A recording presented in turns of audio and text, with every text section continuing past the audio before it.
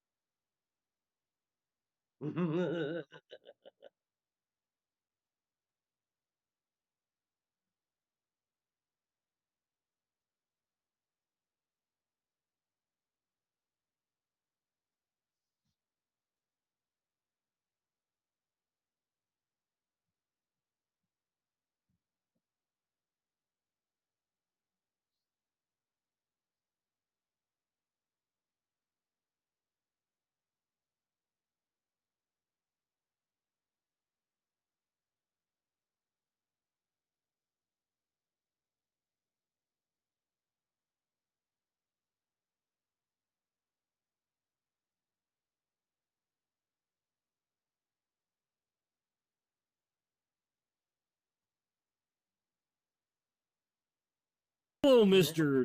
Dornake.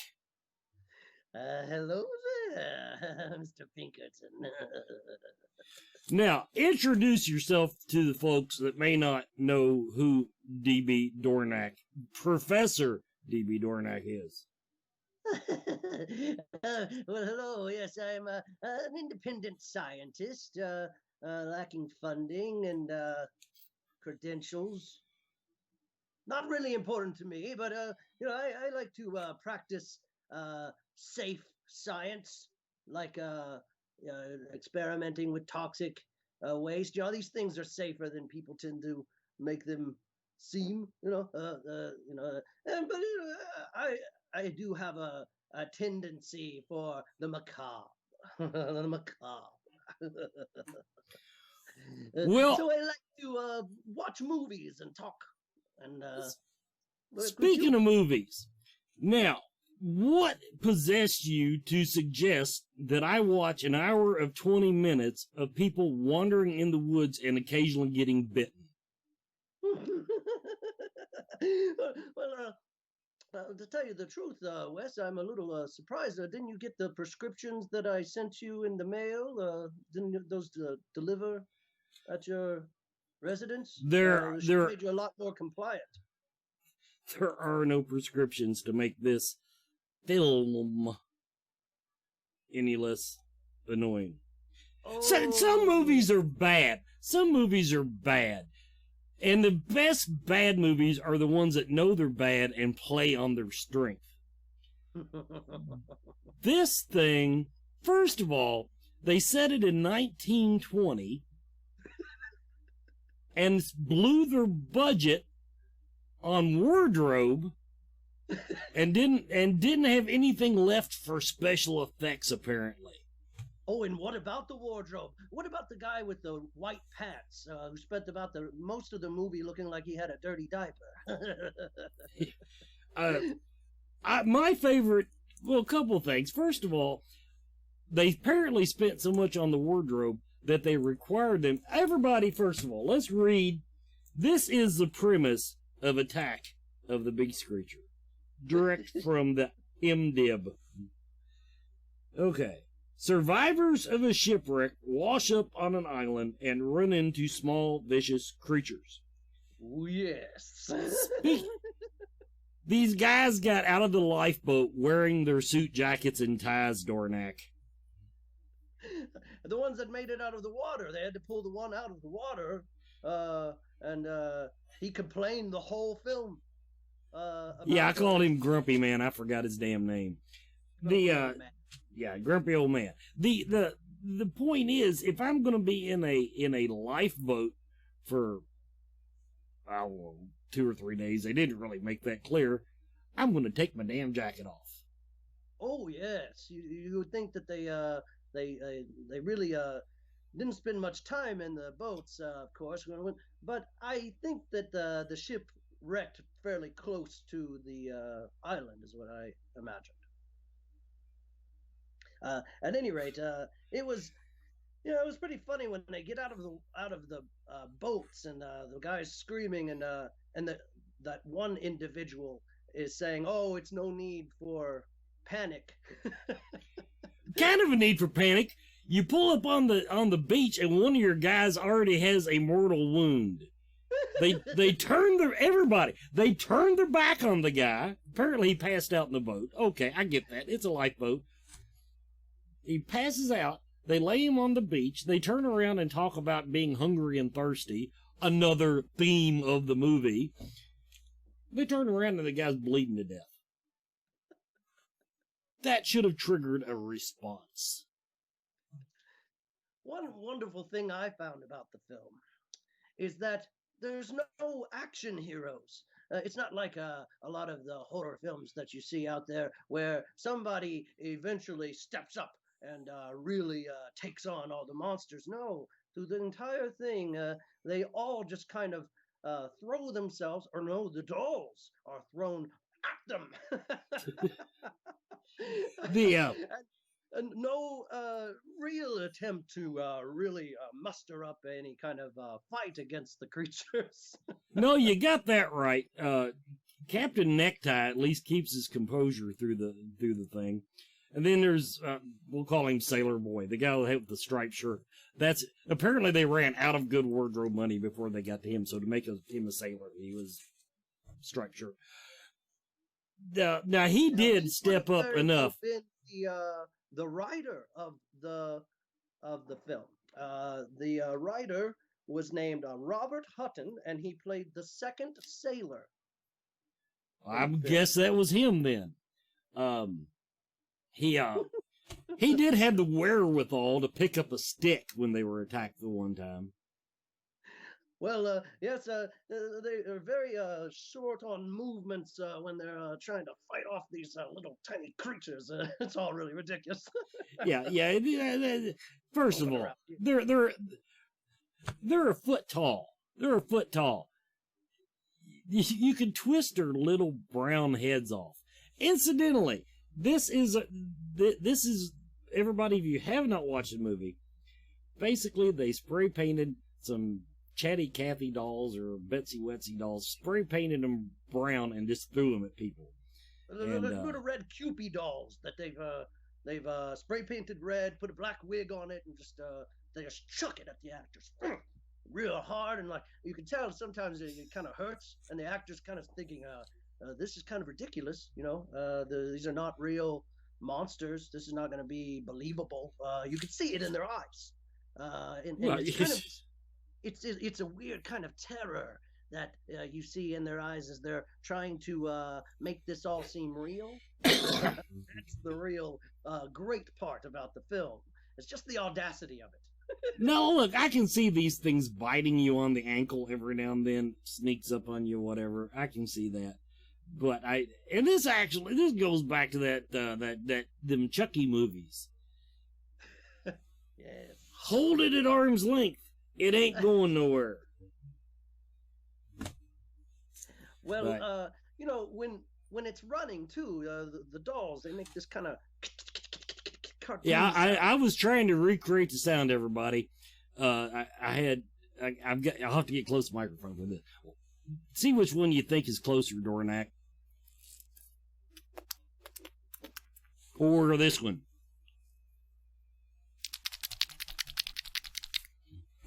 Oh, that last one's very familiar, but I don't think it's from this film. I I kind of thought it sounded kind of like a. Yeah, they obviously blew $10 on audio effects. They now, did. You mentioned they could just hold it at arm's length and just pull off its little head. Do you remember the part in the film where they actually try that? The guy grabs it and he holds it, and you hear the little tension on the doll go. Well, I know the woman that fell into the water with her hand around one's throat. She was able to strangle the little bitch. So I don't, so I just don't, I don't see that these are such hardy animals and they're really bad at food conservation. Let's draw everybody a picture. You got a few dozen of these things, maybe 100. Oh yeah. I could probably gather a few hundred if they're real. But never mind. Fair enough. They obviously have eaten everything on the island except for some damn berries. Oh, and the acid pits. They don't eat the acid pits. That's probably not. That seems to have killed off some of the creatures too. They talk about in there how they haven't seen any animals, and they mention that quite a lot because they're hunting, trying to find something to eat. True. Now, if you have, how many people were in this damn thing? Half a dozen, eight or 10, whatever that. However many people got. 20 when they first got off of the boats, but it dwindles down as the little bites all. I would think that knowing the food situation on the island, they might not have just tried to eat everybody at one time. Well, I'm here at the island, and they've actually got a fairly good thing going on here. They even have some tourist attractions. So they actually do quite well. Plenty of food. But maybe it's a real island. It's probably all just fake. But surely it wasn't a real documentary. I don't really believe that. Well, you got to remember, I'm a detective. I like accuracy. I like to see things. That's good. Make sense. Like, for example, right at the beginning of the movie, we told you all that the guy gets. Well, first of all, he's bleeding to death on the beach, and so they say, well, we need to go find some water.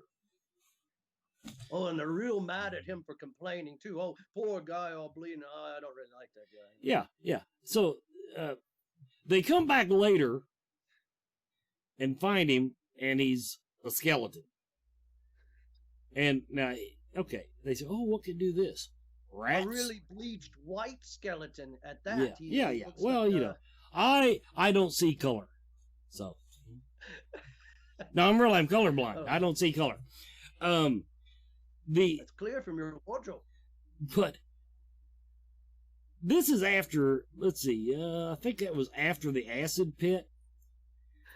So the rats, they think it's rats that ate the guy, and they actually say, well, let's not tell everybody, we might upset them. Oh yes. So if you're looking at society and where things really go wrong, it's probably in the first 5 minutes of the film that this happens. So it really proves that that's where everything goes wrong. First 5 minutes of any society when thrust into the wilderness. Well, I would just think, personally, that if I thought somebody got ate by rats, I would think that would be information I would be willing to share for the safety of the group. Well, it's very generous of you to share such information. I'm a generous guy. Oh, well, clearly. I think that the people in the film were a little bit concerned about a panic. It's clear there's a lot of the men in the film are really trying to protect all the women folk. Yeah. Sailor Boy number 2 got a little squirrely with Iowa Girl there at one time. And okay, now I'm just going to tell you guys, this is a public service announcement. It played out okay for him, technically. But you never hit on a girl whittling on a sharp stick. That's a lesson I learned several years ago. The hard way. It works out for them. but I can certainly see what you're saying. It seems like the sharpened sticks didn't really do much to these creatures, though. Well, no, they're made out of wood or plastic or some crap. But you know what did work? The sticks. The big heavy sticks. The one, was it Sailor Boy that smacked the one and set him flying, and that was the end of that one? And I'm thinking, why not just everybody get sticks? Oh, the dolls are flying through the whole film. They're chucking them. They chucked at the people, and then the people chuck them away. A lot of chucking. A lot of chucking in this movie. Maybe this is where they got the idea for Chucky. They were like, it's a doll, and you're gonna chuck it, and no, that's a horrible idea. Yeah, but hey, so was the sequel. Yeah, they can't all be winners. I'm a genius, but that takes a lot of trial and error. That's all right. It's quarter after. Play a commercial.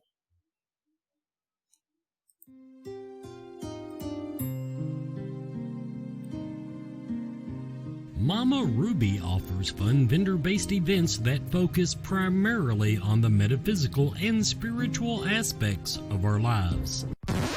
Well, 2020 didn't go as planned, to say the least. Since Mama Ruby's can't bring the vendors to you in person, they still encourage you to support them online.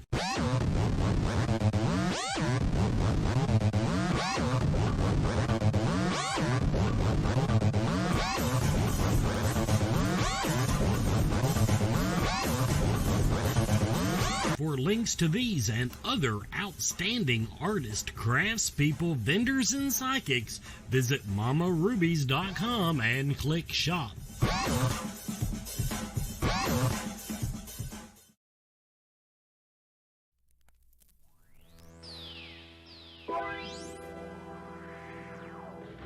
G'day Scarefest fans, Glenn here from FakeShemp.net. Now's not the time to get up and make a coffee. Stay right where you are because I've got a fantastic film from 2009 that I consider to be one of the greatest Australian films of all time. I'm not even exaggerating, so stick around because we're about to look at The Loved Ones. Everything about this movie is stunning. It tells the story of a psychotic teenager who kidnaps and tortures the guy who rejected her invitation to the high school formal. Formal is basically what you guys call a prom. So she drugs him, takes him to her house, and then she straps him to a chair and absolutely goes to town on this guy. And I mean, really unleashes her fury on the poor bastard. The camera doesn't flinch, and eager horror fans are treated to 90 minutes of unrelenting horror that is as insanely fun as it is horrific. Personally speaking, as a horror fan, I think movies like this are the reason we go to the cinema in the first place. It's an experience. With all kinds of colours and textures painted across the screen, director Sean Byrne essentially gives a masterclass in modern horror. I guess the best way to describe The Loved Ones is that it's like a depraved blend between sort of John Hughes and Tobe Hooper. It's part 16 Candles and part Texas Chainsaw Massacre. And when The Loved Ones was released, it actually fared pretty well internationally at film festivals. And from memory, it performed pretty well on home entertainment too. And while I would like to hope that it's still remembered fondly over there, my guess is that it's pretty much fallen through the cracks of time. So you guys can help me revive this beautiful little shocker by watching it on Tubi or Pluto. They're the streaming platforms it's currently on in the States. And let's bring this movie back. Well, there you go, The Loved Ones. Like I said, I think it's a masterpiece. I think it's the greatest Australian film of all time, at least in my mind, let alone a horror movie. It's just an absolutely beautiful film. And if you want to learn more about it, we actually dedicated an entire episode on our previous podcast to the film. So if you go to FakeShemp.net, just go to the podcast section and scroll through the episodes and you'll find it. But speaking of podcasts, don't forget to listen to me every single week on Good Movie Monday. That's Monday in Australia, but it is actually Sunday afternoon at 2 p.m. Like the page, comment, join the conversation, and I'll catch you next week.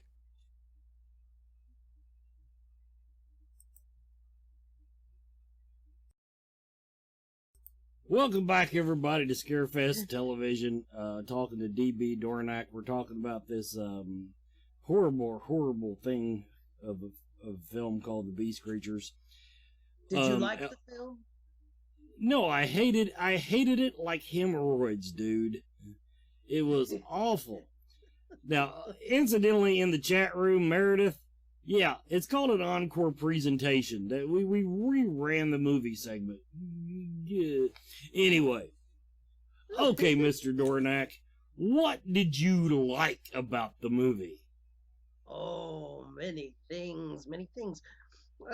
Probably the the budget for the special effects. I mean, obviously, we're dealing with some little plastic wooden doll creature thing. So Yeah, you can see the actual arm things that let the arms go like that. It's like a Barbie doll. well, a lot of art went into making those little creatures. They had like a dozen of them, and they're all kind of sitting up there with the eyes. So that first moment where the eyes are all So they're out a can of white paint and some red or brown spray paint. that sells me right away. Okay, well, Any of those things. Oh yeah. I can say that it was imaginative to send somebody to the dollar store to get the main antagonist of the movie. So I did a bit of research on the director of the film. There's not a lot out there. This is like the only film that he did. Michael Stanley. And I'm going to say it's for good reason, but go ahead.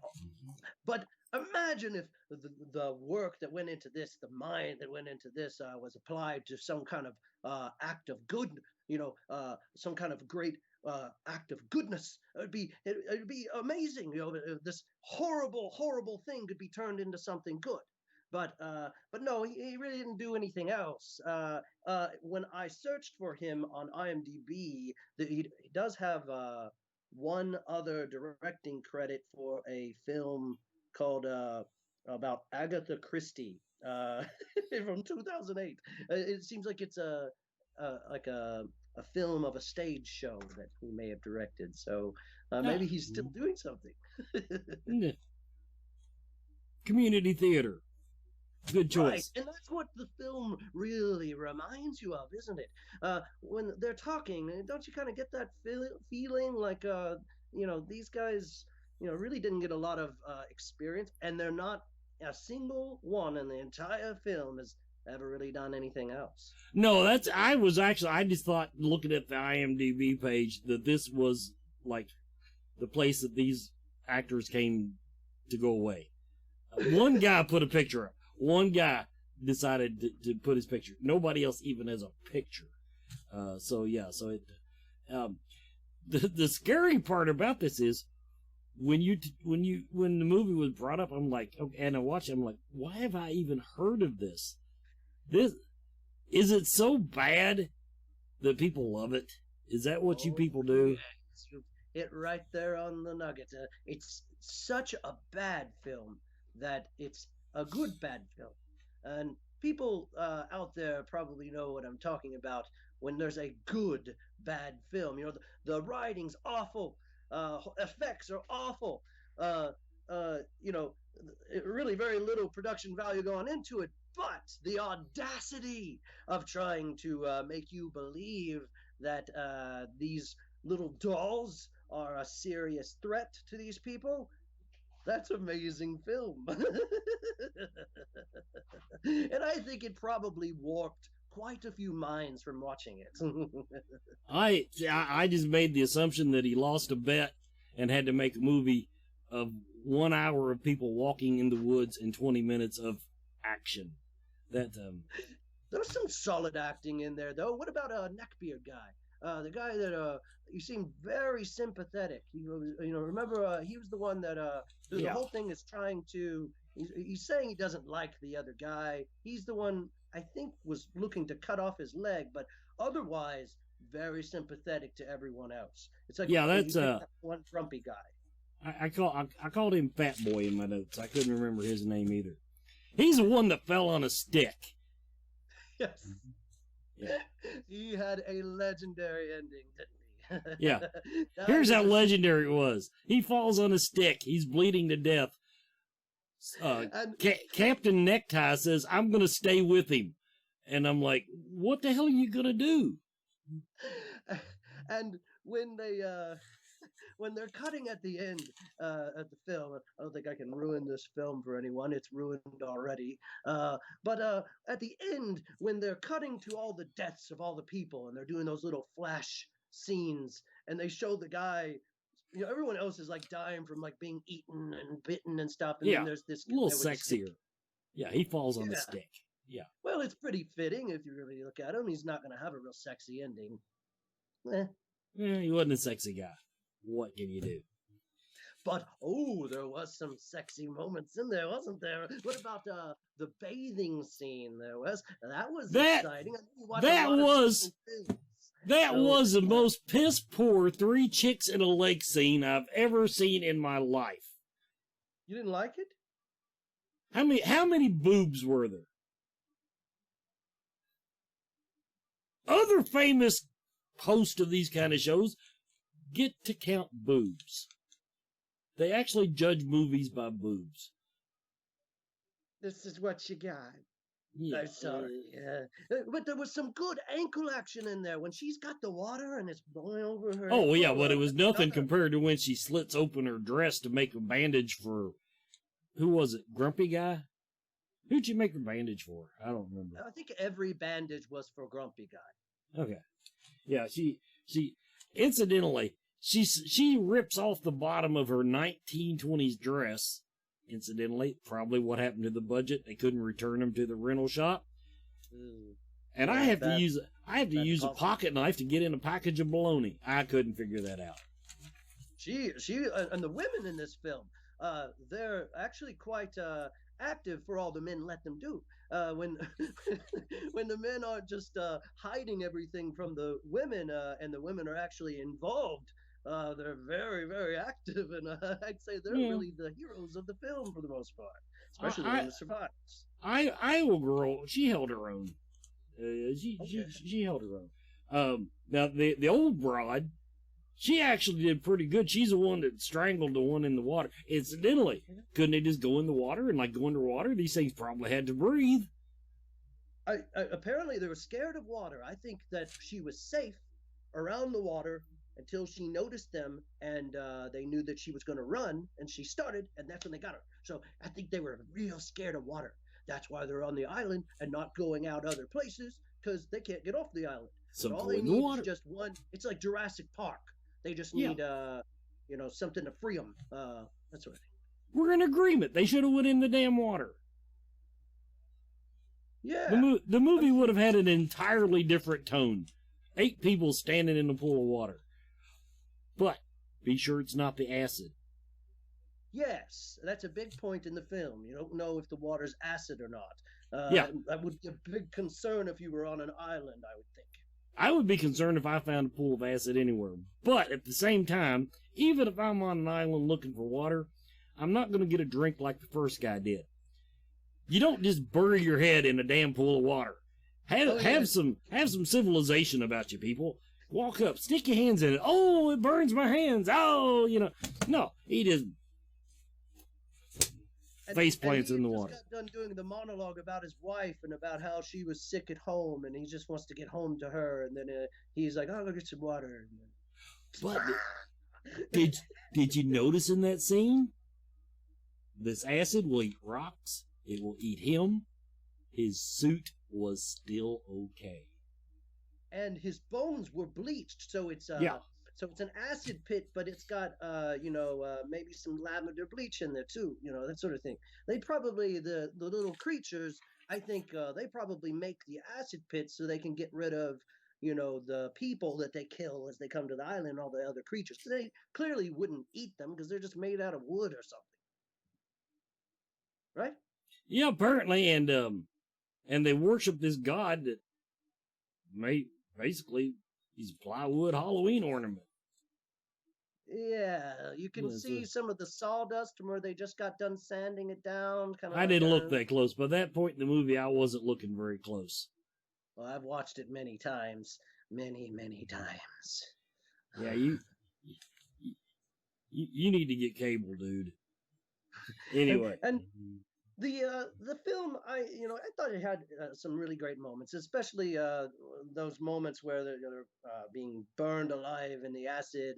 Really funny stuff, especially that moment where the guy is freaking out because the woman's about to jump in the water. And he's like, "You could have died."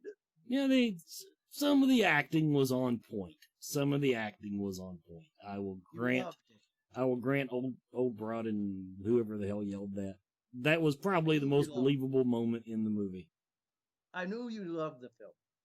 I knew that when you were saying all that before, you were joking, and clearly by saying that. To quote another movie, you know that white speck on top of a pile of chicken shit? I'm familiar, intimately. That's chicken shit too. Everybody, we got a commercial break. We'll be right back with more Scarefest Television.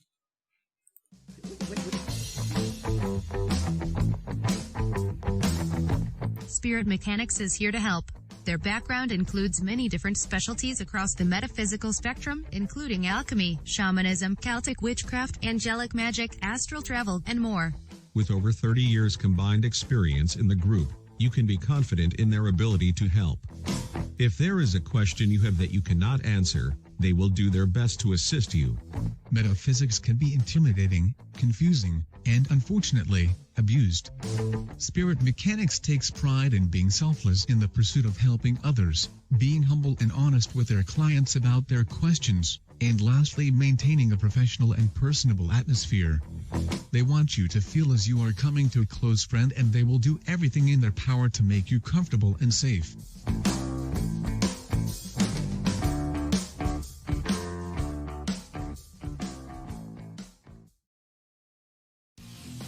Horror.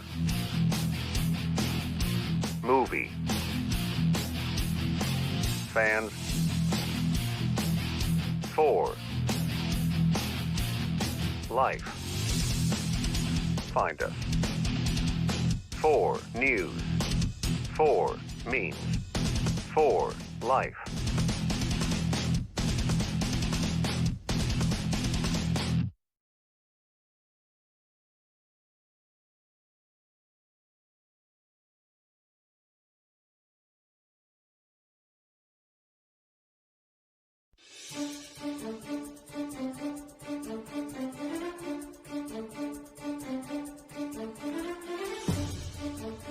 Horror movie history had a major debut this week back in 1977 with the release of The Hills Have Eyes. The film follows a suburban family on their way to California when their trailer breaks down in the Nevada desert. As night begins to fall, the family begin to get terrorized and killed off one by one by a family of cannibals. This film is the second film written and produced by horror icon Wes Craven, and after its release, Wes was quoted as saying, "It soon became clear that I wasn't going to do anything unless it was scary." Not only did this film cement Wes Craven's name in the horror industry, but it also produced horror icons Michael Berryman and Dee Wallace, among others. Art imitates life this week back in 1979 with the release of the Amityville Horror. Loosely based on the real-life story of the Lutz family, Amityville Horror follows a young family as they settle into their new home in Amityville, New York. Upon moving in, the mother, Kathy, has a Catholic priest come over to bless the house. But the priest encounters trouble, and it becomes quickly apparent that the home has supernatural occupants. Kathy decides to look into the home's history and discovers that the previous family that lived in the home were gruesomely murdered by the father of the family. More strange and paranormal events happen before the family eventually decides to flee the home. Amityville Horror was a major commercial success and went on to become one of the highest grossing independent films of all time.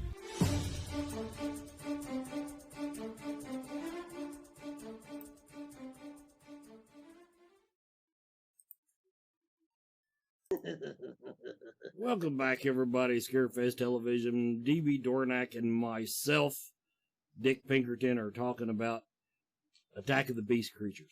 Incidentally, why would you name a movie Attack of the Beast creatures? You don't use two synonyms in a movie name. Attack of the Beast. What about them as a beast? Attack of the Creatures. Either one is good with me. But Attack of the Beast creatures. It's like Bad Dream and Nightmare on Elm Street. You don't need the extra synonym in there. That's just my personal opinion. But maybe I'm wrong. I think the reason for that is the camp factor. I think one thing I've heard a lot about this film is that the director, the actors have said that the director told them to play it seriously, but he told them that he knew that, of course, it may not be taken seriously when people watch it as a film, but he figured that it might be just campy enough that it would work. And he was kind of right. Okay. Yeah, Now, because you said you loved it. I mean, no, I never used the word love. I do not remember. I've been married 40 years and I ain't used the word love in like 20 of those. So I know I didn't use the word love for this movie. I said some of the acting was adequate. I can tell you really, really like it. Obviously, from what you were saying, you got a lot of passion for it. It didn't make my eyes bleed there. Now you're on location from presumably the island, although incidentally your set pieces are more authentic for a island. Just saying. So what's going on at the island now? Well, There's Stick Boy. He just got stabbed. Okay, go ahead. Oh yeah, I mean, all of them are still here. I could find their bodies amongst the wood. So some of the film had to be true, unless these are just other bodies that have been picked clean. Very, very white bleached skeletons with little white outfits on and things like that. And neckties. Probably still all had their neckties on. Full suits. Yeah. The suits are still, after all this time, the film was made in 1983 and it wasn't released until 1985. Took a lot of editing. And the CGI back then took a lot of time. The CGI back in the 80s, it took, you had to do it on like a Windows 3.0, 3.1, and it. Well, back in the 80s, they had really good like hairspray. What I figure is they were making a lot of effort to keep their hair looking nice, and that may have preserved the clothing from the clothing department. They may have sprayed it on there just to keep it all safe, because they did spend a lot on the wardrobe. So all it really makes sense, total sense. And they rented a boat. They rented a boat and bought some dresses. Or hopefully they bought them, because if they rented them, Iowa Girl blew it. That's all. Yeah, and then, there's a couple of parts where they did get a little bloody. There was a little blood in the film. Oh, you mean not counting Acid Pit, dude? Well, yeah, it was a bit. Yeah, the part where the other guy, and he's like, the blood is like pouring out of his head. Yeah, everybody, he goes all Indiana Jones Nazi. He just. Yeah. Oh yes, it's like it's like a fountain type of thing. So that's a lot of fun. That's a lot of fun. Yeah, those should probably be roped off. If anybody is moved to the island now, you might want to suggest they rope off the acid pits. Speaking of the acid pits, when Dumbass actually fell into the acid pit, then the other guys picture this people. Now we've described it already. He falls in the acid pit. The acid eats some of the meat off his bones. Now his suit, incidentally, it even ate his suit. Probably wasn't as good of a suit. And then they'd look at each other and go, well, there's nothing we can do for him now. Well, yeah, Captain Obvious. He's bones. What are you going to do? Give him a shot of penicillin and wait for him to get better? Jesus H. The way his clothes all survived, you'd think that they could have at least reached in and see if maybe he had a medical bracelet, checked on that, or maybe But I guess it was the 80s. You maybe. just suggested reaching into an acid pit. This is how accidents happen. Oh, you're right. You're right. I'm accident prone. Yeah, you'd think somebody wearing safety goggles would be more safety conscious. Just saying. That's true. That's true. I don't put them on because I don't really can't see through them. That's a problem too. Yeah. But I love the film. Those moments, those little funny moments, and I mean, you gotta wonder like, what were these creatures? Because they're not beasts, really. But beastish. So like, are they? What I was imagining is, are they some kind of little living totems? Were they once people, or maybe pygmies or something like that? Who knows? But you really don't see much of them around the island here, so I can't imagine that they're real. I think that was all just brought here to the island. They killed those people because it's a bit of a snuff film. That's what I think. Because I mean, ultimately, the island here is a thriving community. The inhabitants here, they actually have a very good business where they sell their products to other local islands. Here, I'll show you some of the things I got at their gift shop. Meredith Blackwell in the chat room says that the creatures are the Wish version of Ewoks. Continue. Yes, can Ewoks make this? Huh? No, there are people guess living. It could. Well, I'm no expert on Ewoks, though. Okay, how about this? These baskets. They disappeared. Ah! I have to admit, the disappearing basket trick is pretty damn good. I got a green cup that'll do that sometimes, but yeah. Very talented. These people have got very good careers, apparently, as basket weavers and magicians. You know that it's important to have something to fall back on if the whole beast creature doesn't work out. I'm gonna have one point of contention on what you just said, though. What? If say I were a pygmy. Disappointed. If I were a pygmy. Okay, if I was a pygmy. In other words, if I was 3 foot tall and I landed on this island somehow. This is very easy to imagine for me. I have a very active imagination. I would kind of think I would call these things beast. That's a good point from their perspective. Maybe that's the whole thing, is the film is from their perspective. Huh? Maybe? I don't know. Okay, no, it's just a bad film. Somebody had $1,000 to blow one weekend and decided to make a movie. To an island. They got to get weird little dolls chucked at them and make believe they're getting attacked. That's pretty fun.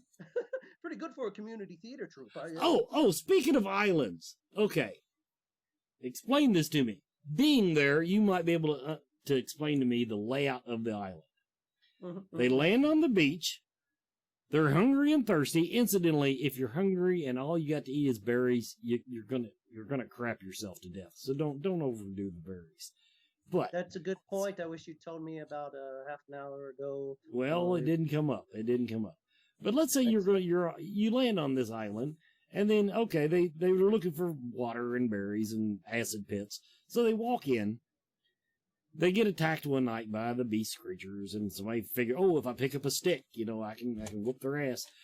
Then they say, well, we better get back to the beach. And it takes them the rest of the damn movie. They were like 50 foot inland. Of course, they're getting attacked during all this. Yeah, but it's also downhill. Key plot point. We need to go to higher ground. So they spend a little bit of their time going uphill. Then they say, well, that didn't work out. Let's go back to the beach. So then, it's downhill then. Yeah. I wonder, you know what? The island must have been the wooden plank that they worshipped. I wonder if they had to pay the 2 sailors that came in and rescued them. Those 2 guys Hans and Franz, the big guy. They Who stares off like he's that Native American from the litter commercials. You know, he stares at the island like, what were them things? Yeah, if I'll put it this way, everybody, if this movie had said featuring Felissa Rose, that would have been her part. The 10-second part at the end of the movie where all she does is stand there and look pretty. That's What were them things? yeah. I thought I And I'm gonna ruin it, folks. It ends that way. That's the line that ends the film. What were them things? yeah. Great ending. Yeah, line. I think we pretty well spoiled this entire movie, pretty much. Oh, you think people won't watch it now? But it's such a good film. I actually think, knowing this bunch around here, they will accept this entire episode as a challenge, and YouTube will go down tonight from all the downloads of this movie. All right, everybody, warps their mind. we're going to take our final commercial break, and then we got a new segment coming up. Hope you like it. Everyone is talking about CBD oil, and it seems like almost everyone is using it. The research is ongoing, but the apparent health benefits are overwhelming. If you're going to use CBD products, though, what brand should you buy? First, find out where the hemp was grown. Imports are flooding the market. How potent is it? Look for a brand that plainly states its concentration on the label. And look for full spectrum CBD. This means the oil contains CBD and all the other cannabinoids, terpenes, and nutrients that are found in the entire cannabis plant.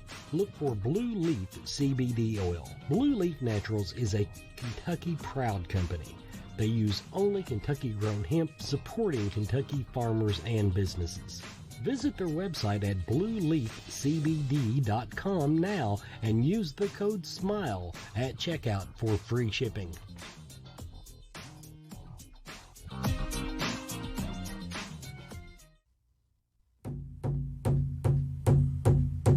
When the drum beats, we hear the call of spirit.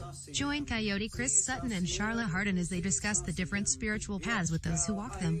Monthly on ScarefestRadio.com. Watch the Scarefest Facebook page for updates.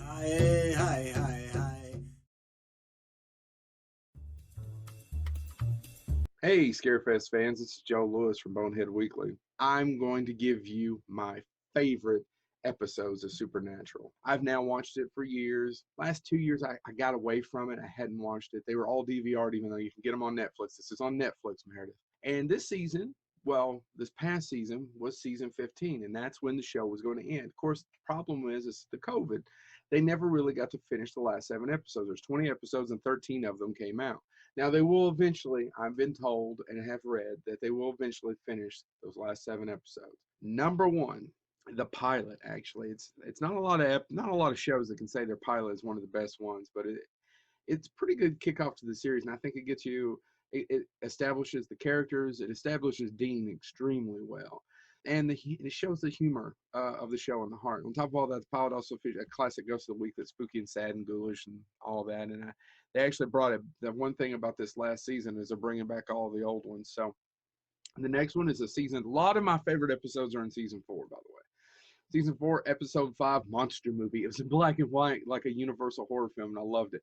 They did something similar as far as just knocking it out of the park to some sort of meta. Well, and nobody does meta like Supernatural. With the Scooby episode as well, but that didn't quite make my list. One of the series' most creative hours this season is a black and white episode. See Sam and Dean come across a movie-loving shapeshifter whose tribute to iconic films with the kills, and definitely does not.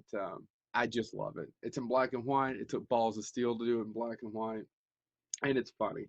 Season 10, episode 5, fan fiction. I had a friend at work came, and we both sang for a week a single man tear. It's I have called a tribute to the fans. 200th episode was season 10, episode 5, and it's Sam and Dean at an all-girls school. The twist: the girls are in the middle of producing a play that's inspired by Carver Edlund's Supernatural books. Follow the show once again. The Supernatural. Nothing's more meta than Supernatural. They talk about the show Supernatural in Supernatural. And so they're essentially, Sam and Dean are watching a musical put on about their lives. And one of the best original songs is Single Man Tear. Okay, season 6, episode 15, and the most episode or meta of what they say. I don't know. I think the other one is a little bit more. Balthazar throws Sam and Dean into an alternate reality where they play actors named Jared Padalecki and Jensen Ackles on the set of a show called Supernatural. And of course, it all goes bad from there. When the original creator is Eric Kripke. Eric Kripke wrote a few movies, gave us a few other shows that I'm not going to talk about here.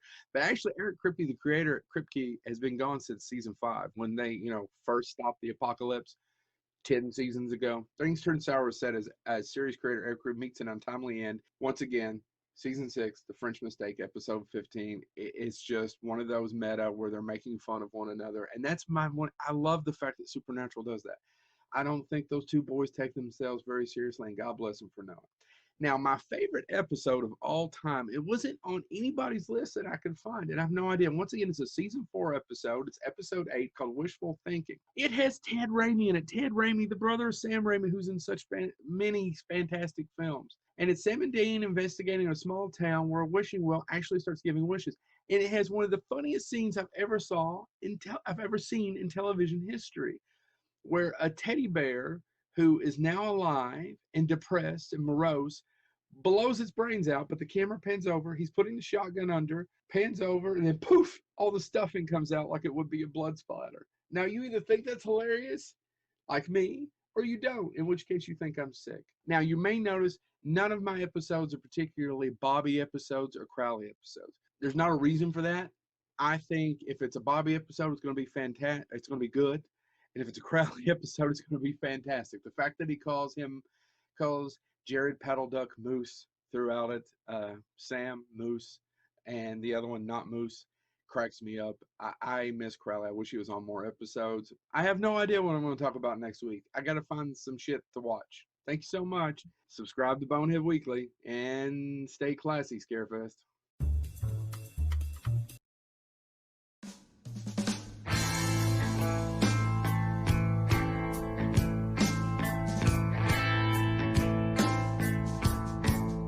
True horror this week takes us to the Bronx back in 1976. Two teenage girls, Jody Valenti and Donna Loria, were sitting in a car planning their evening out when a strange man approached their car. The man was none other than serial killer David Berkowitz, also known as the Son of Sam. And Donna was seconds away from becoming his first known victim. Over the next year, Berkowitz would terrorize and torment the people of New York by leaving cryptic letters behind with his victims and vowing to continue murdering. In all, Berkowitz murdered 6 and wounded 7 before his arrest in August of 1977.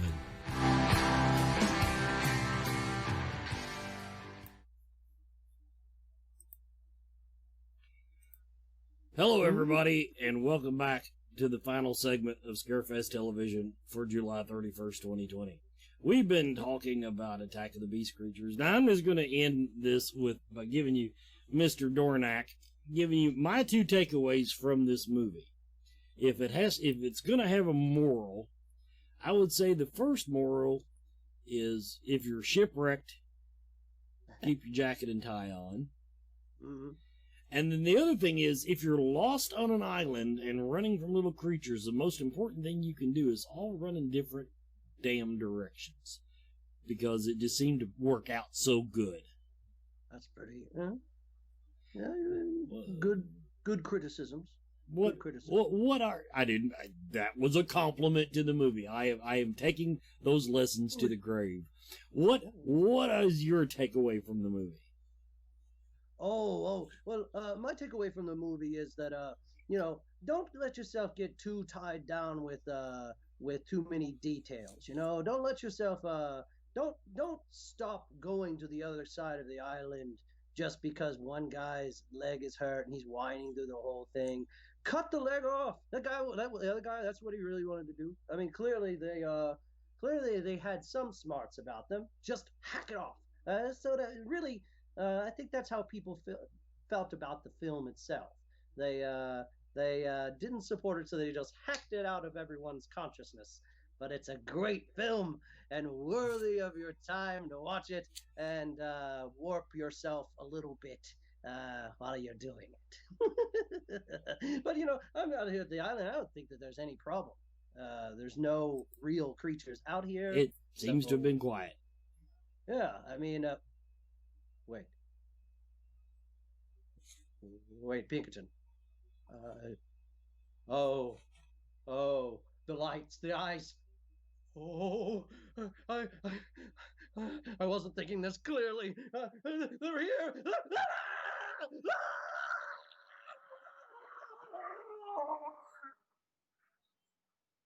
Actually,